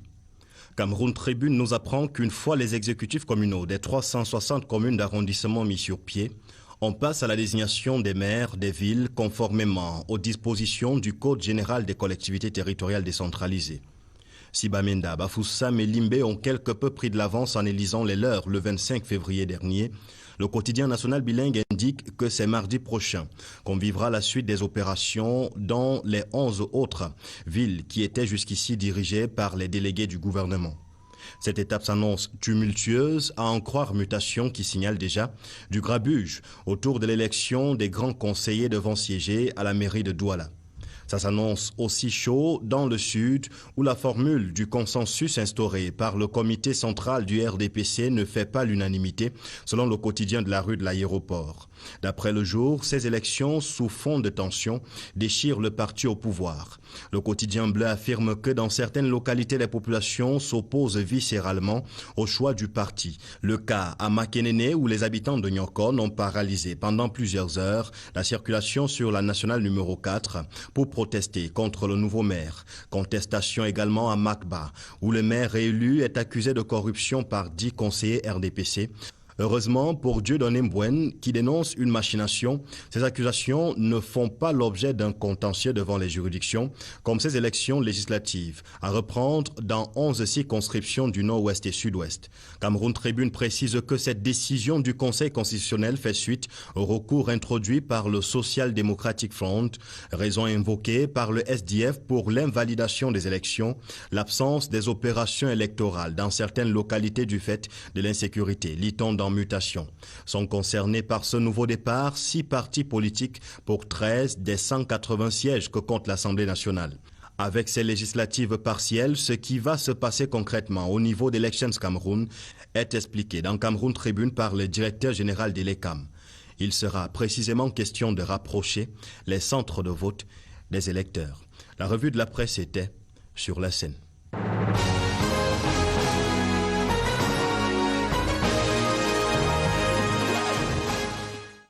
De nouveaux invités sur le plateau de Scène de Presse, Jean-Robert Wafo, qui est membre du Shadow Cabinet, le professeur Edmond Biloa, qui est l'un des communicants du comité central du RDPC. Bonsoir, professeur, et bienvenue sur le plateau. Bonsoir, Lucrèce. Merci de m'avoir invité. En face de vous, comme je l'ai dit, Jean-Robert Wafo, qui est membre du Shadow Cabinet en charge de l'information et des médias. Tout à fait. Merci d'être venu sur le plateau de Scène de Presse. Alors, vous avez suivi la première partie de cette émission. Quelle est la lecture que le SDF fait de cette charge des ONG, des droits de l'homme contre les forces de défense et de sécurité camerounaises? Non, mais d'abord, il faut dire que ces ONG sont dans leur rôle. Bon, maintenant, est-ce que le rôle est en train d'être, a été bien fait? Est-ce que les investigations qui ont été rapportées par Human Rights Watch sont fondées? Mais je note tout de même que dans le rapport de Human Rights Watch qui a été rendu public, cette ONG fait état de ce que elle a voulu approcher les autorités gouvernementales qui n'ont pas daigné accéder à cette sollicitation. Et si cette information est vraie, cette information contenue dans ce rapport est vraie, ça veut dire que je pense pour ma part que le gouvernement a fauté, parce qu'il faut toujours communiquer. Ça, c'est d'un. De deux, je me dois à la vérité également de dire une chose. C'est qu'il y a une passivité gouvernementale en matière de communication. Et en même temps qu'il y a une cacophonie. Parce que, voyez-vous, nous avons vu le même jour le porte-parole de l'armée faire un communiqué, le ministre de la Défense, le ministre délégué à la Défense, le délégué à la présidence chargé de la Défense faire un autre communiqué, et le lendemain, le ministre de la Communication a fait un autre communiqué. Bon, ça peut trahir, donc ça peut s'entendre comme étant une espèce de... Est-ce que ces communiqués n'étaient pas complémentaires? Non, mais écoutez, c'est-à-dire que le gouvernement doit parler d'une seule voix. Pour ne pas qu'on ait l'impression qu'il y a un désarroi chaque fois que le premier communiqué est donc rendu public, le deuxième, ce qui fait rapidement apparaître un troisième communiqué. Et puis en plus, il faut anticiper. En période de crise, avec l'avènement des réseaux sociaux, le gouvernement gagnerait à être proactif. Parce que les militaires camerounais, c'est-à-dire l'armée camerounaise, a été la première à être informée de ce qu'il y a eu tuerie là-bas. Bon, mais maintenant, quand vous êtes informé, vous faites un communiqué de presse pour annoncer, n'est-ce pas, le drame qui s'est produit. Et dans ce communiqué de presse, vous rappelez les canons, tout simplement en matière. C'est-à-dire que, donc en situation de guerre, et vous promettez que la lumière sera faite sur ce drame et les coupables seront sévèrement sanctionnés. Si, dès le départ, le gouvernement de la République avait fait un communiqué dans ce sens, il n'y aurait pas eu de tergiversation, il n'y aurait pas eu d'interprétation, etc. Et puis, comme ça ne suffisait pas. Nous avons vu, n'est-ce pas, le ministre de la Communication annoncer qu'il y aura une commission d'enquête nationale qui sera mise sur pied. Mais malheureusement, ça intervient quand? Ça intervient après une prise de parole de sa part où il indiquait que les allégations, il parlait d'allégations infondées s'agissant du rapport de Human Rights Watch. Mais maintenant, si ceux qui sont en charge de cette enquête nationale se rendent compte qu'il y a certains éléments contenus dans le rapport de Human Rights Watch qui sont vrais, ces enquêteurs ne pourront pas mettre ça dans le rapport de la commission nationale. On peut pas mettre la charrue avant les bœufs. Peut-être qu'il faut attendre les résultats de cette enquête. C'est la raison donc pour laquelle je dis il faut professionnaliser la communication gouvernementale, notamment en période de crise et surtout quand il y a la guerre. C'est extrêmement important parce que personne n'a intérêt que l'image du Cameroun soit traînée dans la boue pour quelques manquements, que ce soit encore que j'estime que c'est des manquements mineurs parce que la communication en période de crise, en période de guerre, il y a des spécialistes dans ce pays, il y en a qui savent bien le faire, il suffit n'est-ce pas, de les mettre en action, c'est tout. Professeur Edmond Biloa, sur cette question? Je note qu'après les réactions des membres du gouvernement, Human Rights Watch a retiré son rapport des réseaux sociaux, ce qui est une indication que cette ONG internationale reconnaît elle-même qu'il y a des problèmes avec ce rapport. Sinon, elle ne l'aurait pas retiré. Je dis également, en réponse à ce qu'a dit le ministre du SDF, que les membres du gouvernement sont dans leur rôle. Ils doivent rétablir la vérité. Lorsque celle-ci a été pervertie, comme c'est le cas avec le rapport de Human Rights Watch, ils sont dans leur rôle. Ils doivent communiquer pour les Camerounais et pour la communauté internationale. On ne peut pas faire l'économie de ces réactions-là. Et je dis également que le Cameroun est dans son rôle. Quand le Cameroun dit qu'il va mettre sur pied une commission qui va faire la lumière sur les événements qui se sont passés. Donc je pense que les membres du gouvernement qui sont intervenus, le ministre de la Défense, chargé de la Défense, et le ministre de la Communication, ont bien fait de rétablir la vérité. Alors, messieurs, nous allons parler d'autres choses. À présent, des élections à reprendre. Oui, en quelques secondes. Je vous en prie, je n'ai pas dit qu'il ne faut pas communiquer. Mais il faut se concerter avant de communiquer. Il faut faire l'économie d'une succession de communiqués.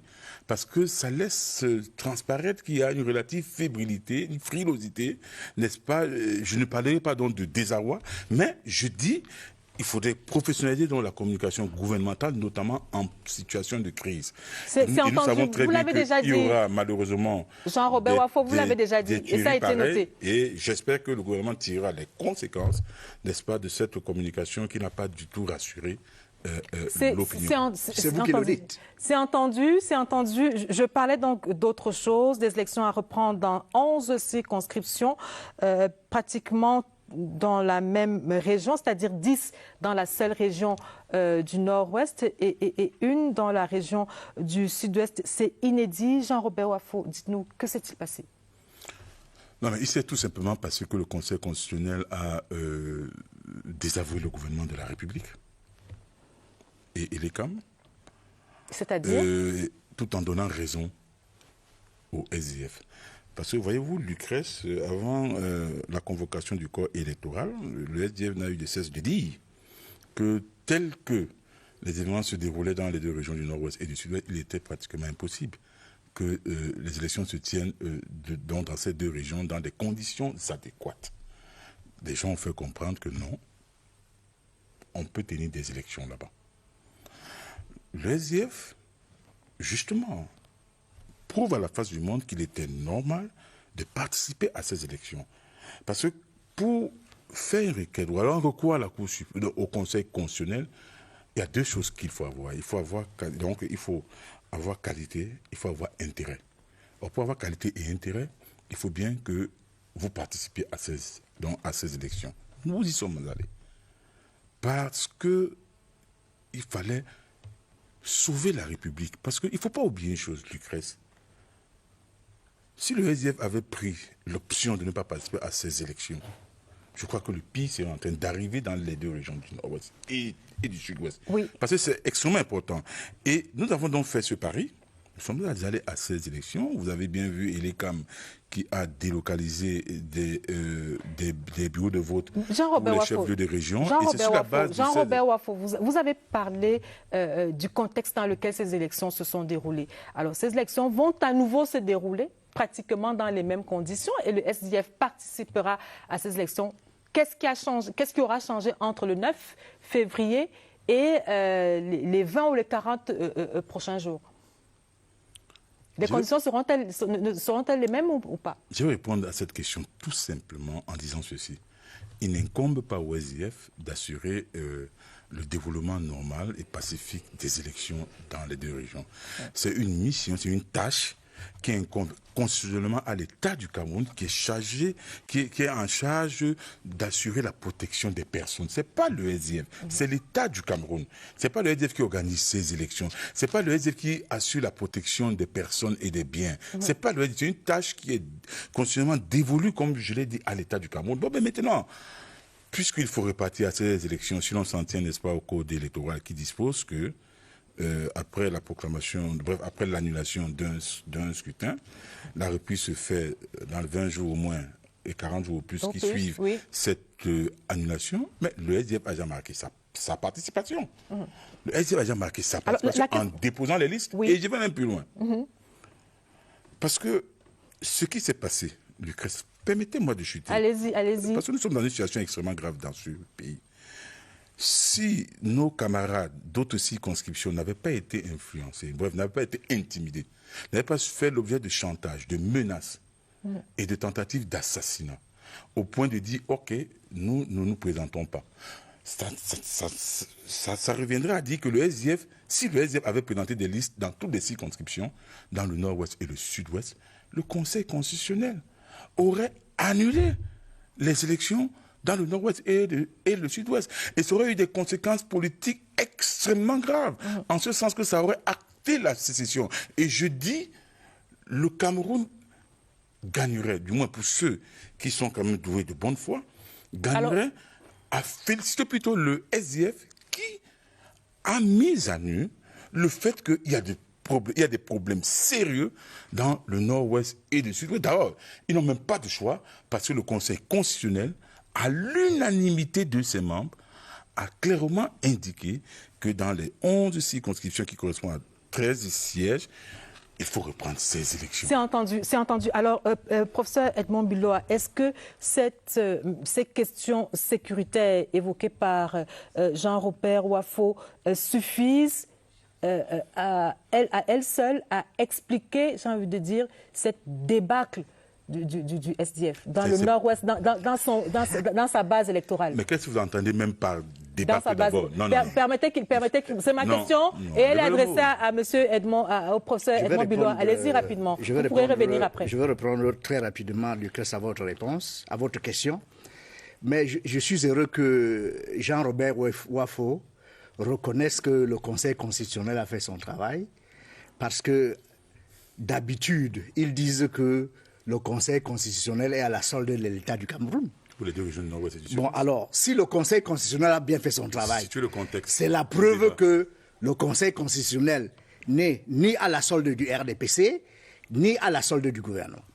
Maintenant, pour répondre à votre question, Lucrèce, les résultats que le SDF a connus aux législatives depuis 1997 montrent très clairement que l'influence du SDF s'est effritée comme peau de chagrin, élection après élection. En 1992, le SDF ne s'est pas présenté, ils avaient boycotté les élections de mars 1992. Néanmoins, ils sont allés à la présidentielle de octobre 1992. Et en 1997, ils sont présentés aux législatives et ils ont reçu 43 députés. 5 ans après, c'est-à-dire en 2002, ils sont passés de 43 députés à 22 députés.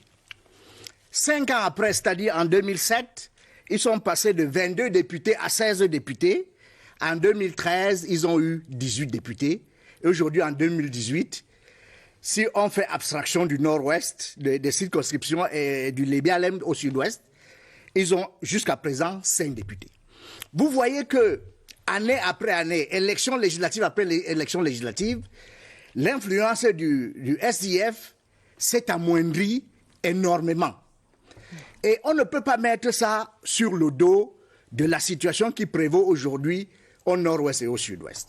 Parce que la situation qui prévaut au nord-ouest et au sud-ouest, on peut la dater à la fin de l'année 2016, à la fin de l'année 2016 et au début de l'année 2017.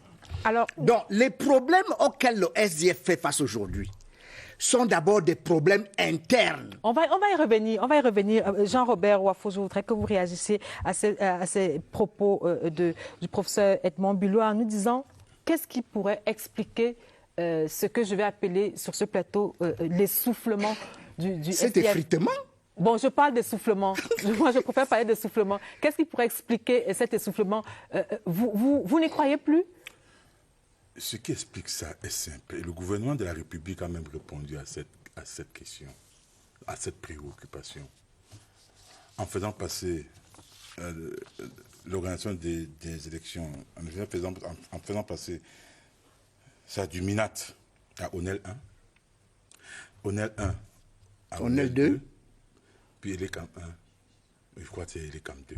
Oui. C'est la preuve que la sincérité du scrutin n'était pas de mise. Voilà une réponse simple.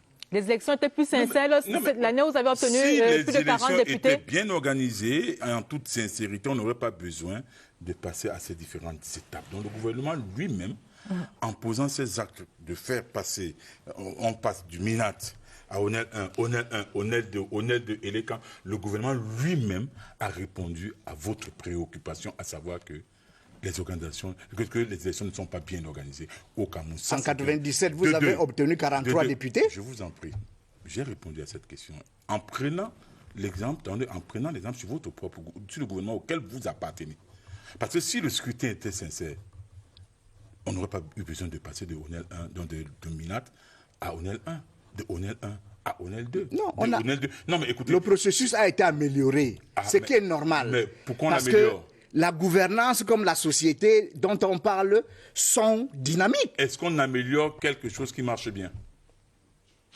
Est-ce que vous connaissez un processus électoral au monde qui est statique? Non, mais il y a des processus statiques. Il n'y a aucun processus électoral au monde qui est statique. Non, dans les grandes démocraties. Donc, dans toutes les grandes démocraties, vous savez bien qu'aux États-Unis, après l'élection de George Bush fils, il y a des choses qu'on a changées.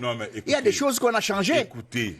Cela étant dit, si le processus a été amélioré, vous devriez avoir de meilleurs résultats. C'est mon temps de parole. Mais au contraire, on note que vos résultats vont de mal en pire. Ça, c'est la première raison.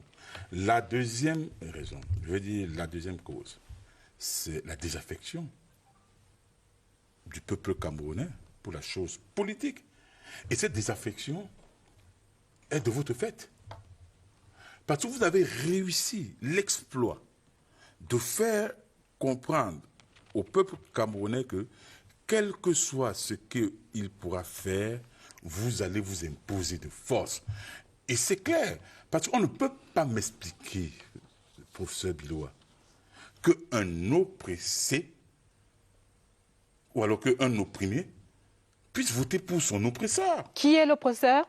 Mais écoutez, ce sont qui est l'oppresseur dans ce cas-là? Mais l'oppresseur, ce sont ceux qui sont au pouvoir.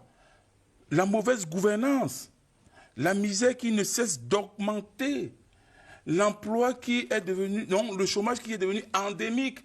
Vous ne pouvez pas, vous ne pouvez pas dire au Cameroun, ça fait du gouvernement, ça fait du gouvernement. Monsieur Jean-Robert Ouefo, pourquoi les gens ne votent-ils pas pour le SDF? C'est ça la question. Vous croyez que les gens votent pour le RDPC? Pourquoi de moins en moins de gens votent pour le SDF? Quel est le taux de participation? 43%. Je voudrais savoir, oui, 43%. Professeur. Alors, pourquoi? Vous avez un taux de participation officieux? Mais écoutez, professeur Biloa, il faut faire attention. Le Cameroun est à la croisée des chemins. On n'a plus besoin de la propagande. Cette propagande est des pécistes qui nous a conduits là où nous sommes aujourd'hui. Moi, je voudrais que nous revenions sur ce qualificatif que vous avez employé. Jean-Robert Ouefo. 9 000 voix. Jean-Robert Ouefo. De 700 000 habitants. Jean-Robert Ouefo. Vous allez me dire que vous avez une légitimité? Je voudrais que nous revenions sur ces propos. Je voudrais que nous revenions sur ce qualificatif que vous avez employé. De Douala, qui a eu 5 à 5 000 voix.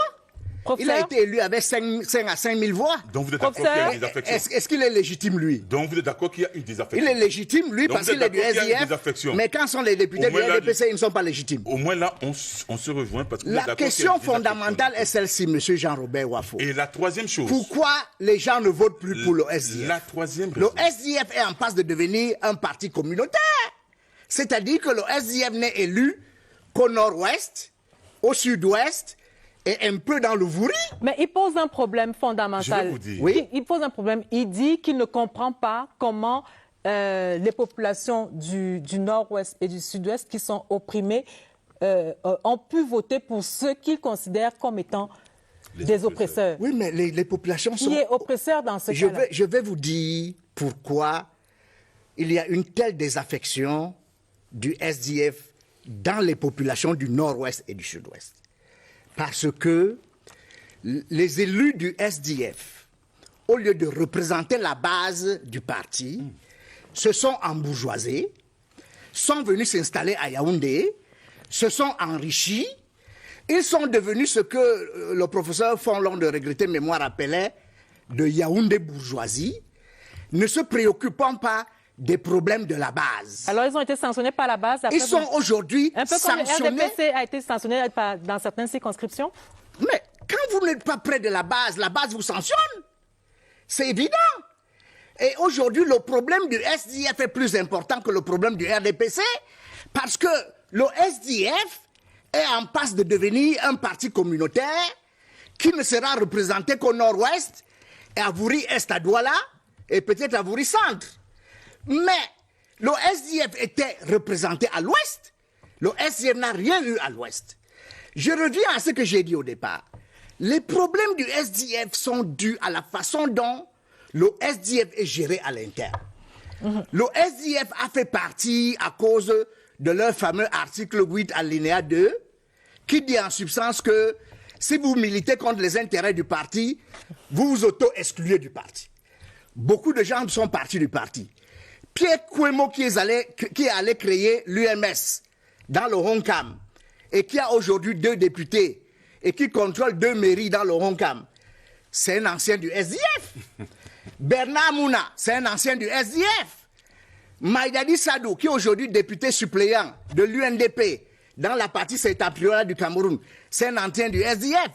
Kawala, c'est un ancien du SDF. Les gens sont partis du SDF et le SDF a perdu un petit de son aura populaire. Le discours populaire et populiste du SDF des années 90 ne peut plus passer. C'est entendu. Le SDF a vu son influence se dégrader considérablement. Mais vous et si l'université, hein? Oui, et si le SDF ne fait pas attention, je pense que si le SDF ne fait pas attention, le SDF est en passe de disparaître. Jean-Robert Wafo, Jean-Robert Wafo, le SDF souffre-t-il d'une absence de démocratie à l'intérieur? Non, il y a la démocratie au SDF. Nos responsables de structure sont régulièrement élus. Le dernier congrès, nous avons procédé à l'élection, de nos responsables, et c'est sur la base du bulletin de vote unique. Nous avons voulu montrer à l'État du Cameroun qu'on pouvait organiser des élections avec un bulletin de vote unique. Alors, qu'est-ce qui explique cet essoufflement dont parle le professeur? D'abord, les arguments qu'il a avancés sont fallacieux. C'est-à-dire, j'ai comme impression qu'on lui a imposé une dictée préparée. Apportez des arguments concrets. Je vous en prie. Je l'ai écouté parler. Allez-y, Jean-Robert Wafo. Donc, ne m'interrompez pas. Allez-y, Jean-Robert Wafo, vous avez la parole. Donc, je dis bien ceci, j'ai l'impression qu'on lui a préparé une dictée et puis il est venu ici, on lui fait même l'effort de l'améliorer, il ne le fait pas du tout. Je vais vous dire une chose. Pourquoi vous avez peur d'organiser un scrutin avec un bulletin de vote unique? Nous savons très bien ce qui se passe durant les élections. Qu'est-ce qui se passe? Et vous violez même les lois de la République. Qu'est-ce qui se passe durant les élections? Mais écoutez, il y a les achats de conscience. Ce sont des allégations sans fondement. Mais il y a la corruption active. Je viens de suivre un reportage à la CITV où même déjà, parmi les conseillers municipaux déjà élus, chez vous, on parle de la corruption. Je dis en intérieur, je dis en interne. Au sein d'un conseil municipal, ce n'est pas moi qui ai fait le papier. Alors quand vous êtes donc en externe, combien de fois vous multipliez ce genre de perversion? Oui, c'est ce qui... c'est ce qui vous anime. Et quand vous vous permettez de dire, ce n'est pas des allégations. Nous vous avons demandé depuis, mettez sur pied, c'est-à-dire que revisitons le code électoral, que ce soit consensuel. De quoi avez-vous peur? Introduisez par exemple le bulletin de vote unique. De quoi avez-vous peur? Ça va coûter moins cher. Nous n'avons peur. Vous avez peur parce que... C'est ça qui va vous donner des militants à l'ouest. Vous avez parlé durant... C'est ça qui va vous donner des militants au centre. Ne vous avez parlé durant... Tous vos militants sont partis. Je n'ai pas répondu. Expliquez ça. Pourquoi vos militants s'en vont-ils? Pourquoi vos militants s'en vont-ils? Parce que quand il n'y a pas de bulletin de vote unique, qu'est-ce qu'ils font avec l'argent de l'État qu'ils volent? Ils partent redistribuer ça aux électeurs naïfs. Ils disent, OK, si tu me ramènes le bulletin de vote des adversaires, tu auras 5 000 francs, tu auras 10 000 francs. C'est comme ça que ce sont des allégations sans fondement. Attention, est-ce que vous pouvez prouver ce que vous dites là? Dans le bureau de vote, on a la possibilité de sortir avec les bulletins de vote. Puisque ça se fait. C'est pas vrai. Puisque ça se fait, Ça monsieur. ne peut pas se faire. On a vu des bulletins. Vous ne pouvez pas sortir avec des bulletins de vote d'un bureau de vote. On a vu des bureaux Et de où vote se ici, trouvent vos représentants pendant ce temps? Puisque vous allez dans l'isoloir. Où se trouvent vos représentants? Écoutez, Lucrèce. Où se trouvent vos représentants pendant ce temps? Je crois que vous avez déjà eu à participer à un vote. L'isoloir, quand vous allez dans l'isoloir, vous êtes censé mettre les bulletins de vote que vous n'avez pas choisis dans le sac à rebut.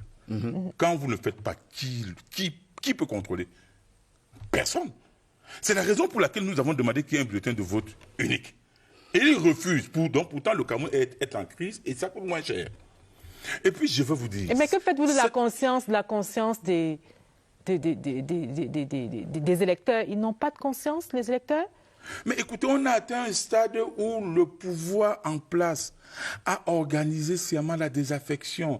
Parce que les populations aujourd'hui au Cameroun ont comme impression... Je parle de l'électeur, de celui qui est déjà dans le bureau de vote. Non, je parle de celui qui est déjà dans le bureau de vote. Écoutez, quand il n'a pas de conscience? Écoutez, le chômage est endémique. Ils sont tentés par ça. Et c'est la raison pour laquelle, fort heureusement, la majorité est restée digne. Ils ont préféré dire, OK, soit on vote, n'est-ce pas, pour l'opposition, ou alors, comme ça ne changera rien, parce qu'il y a aussi ce problème. Quand bien même vous êtes élu, à un moment donné, vous vous rendez compte que ce que vous avez même élu n'apporte aucun changement.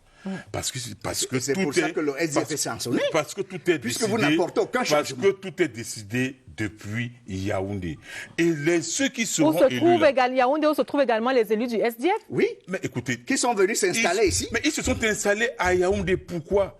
Mais professeur Biloa, est-ce que vous êtes capable d'aller dans le Ngoketunja en ce moment précis? Mais vous êtes dans le confort d'un studio climatisé et vous dites n'importe quoi. Vous pouvez aller là-bas. On a vu des convois des gouverneurs être attaqués. On a vu le convoi du ministre de la Défense être attaqué.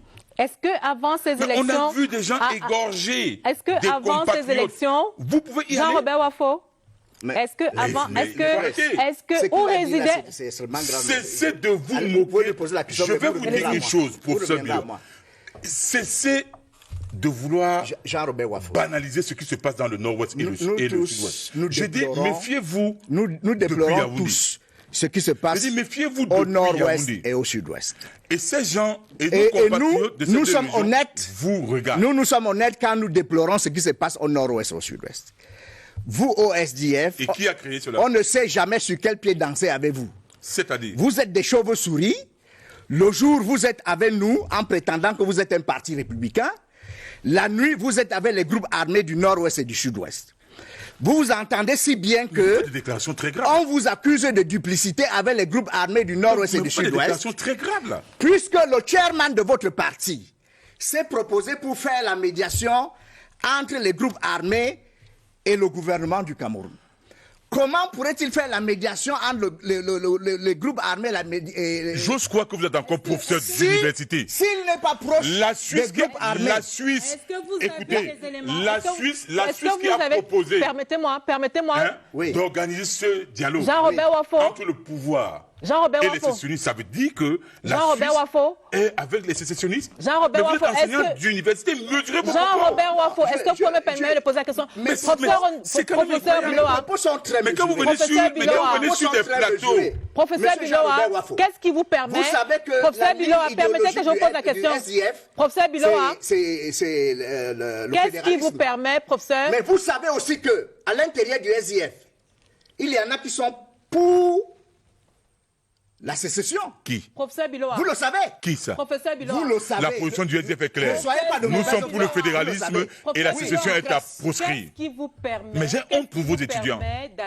C'est incroyable. D'affirmer que le SDF a des complicités ou alors une relation de connivence avec les sécessionnistes. Les faits. Lesquels? Les faits. Lesquels, professeur?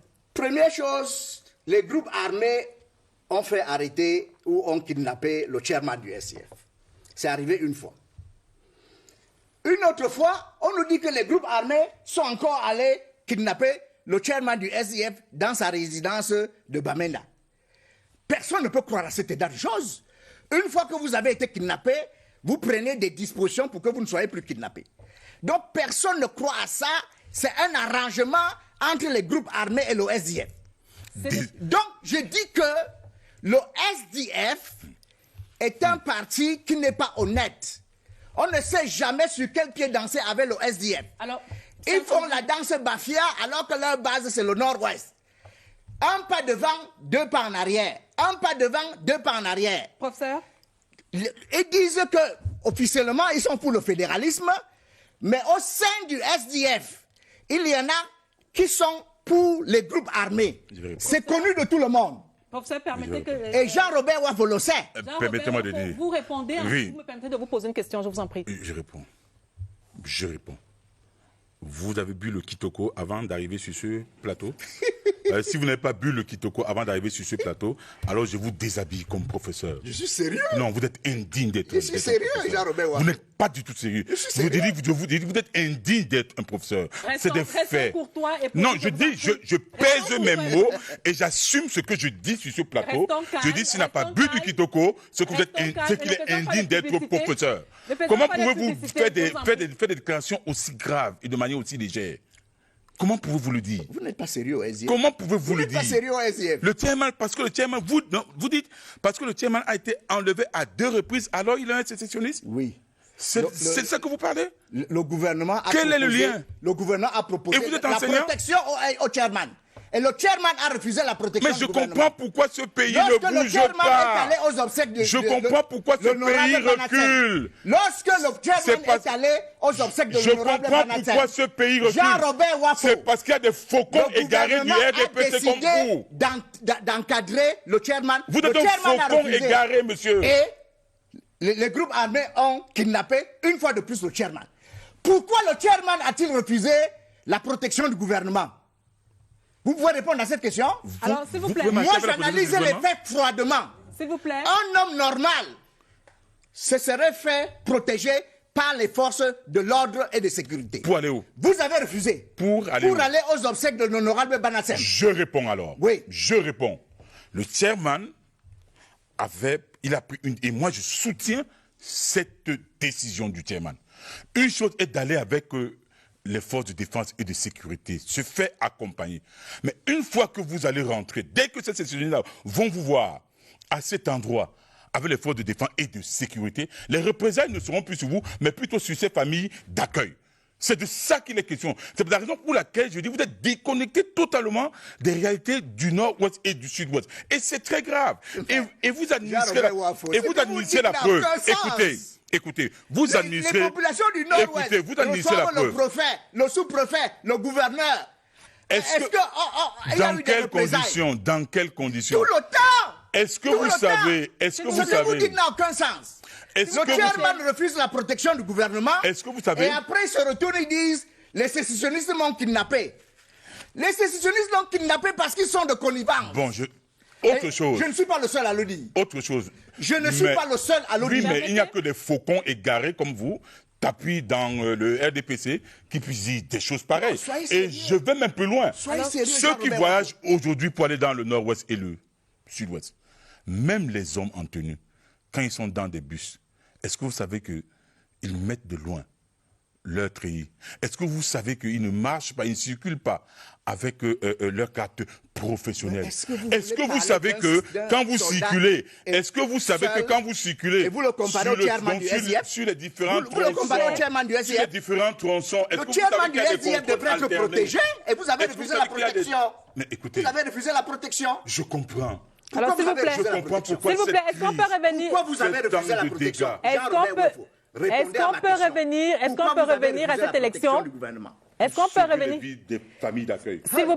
S'il vous plaît, est-ce qu'on peut revenir à... Ça vous va? Jean-Robert Wafo. Vous avez refusé, les familles ne sont plus agressées. Ça vous va? Est-ce que les familles ne sont plus agressées? Jean-Robert Wafo. Vous êtes totalement déconnecté. Jean-Robert Wafo, professeur Edmond Bilois, je voudrais que nous revenions, si vous le permettez, à l'élection, aux élections partielles qui seront organisées dans au moins 20 jours ou au plus 40 jours au Cameroun, ou tout au moins précisément dans les régions du nord-ouest et du sud-ouest. Comment le SDF se prépare pour à cette élection-là?